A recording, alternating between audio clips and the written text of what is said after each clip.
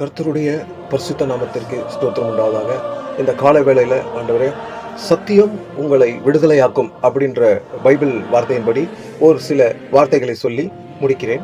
மகா இரக்கம் கிருபை நிறைந்த என் அன்பு தகப்பனே, இந்த நாளிலும் கூட உடைய கிருபை எங்களை தாங்குகிறது, வழி நடத்துகிறது. இதற்காக உமக்கு இந்த காலை வேளையில ஸ்தோத்தரிக்கிறோம் ஆண்டவரே. சத்தியம் உங்களை விடுதலையாக்கும். அப்படி என்றால் என்ன? சத்தியம் என்பது சத்தியத்தை உயிருள்ள தேவன் என்னோடு இருக்கிறார் அப்படின்னு விசுவாசிக்க வேண்டும். இதுதான் சத்தியம்.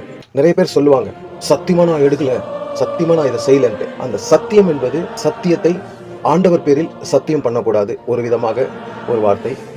ஸோ ஆண்டவர் இருக்கிறார் என்று நாம் உண்மையில் நேசிக்க வேண்டும். இதுதான் சத்தியம் உங்களை விடுதலையாக்கும் என்று பைபிள் வார்த்தை சொல்கிறது.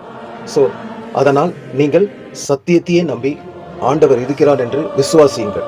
தேவ பிள்ளைகளே, இன்றைய வார்த்தையில் அதிகாலையில் எனக்கு தோன்றியது, அந்த வார்த்தையை உங்களிடம் பகிர்ந்து கொள்கிறேன். ஆமென். ஹல்லேலூயா. Thank you Jesus. Glory to God.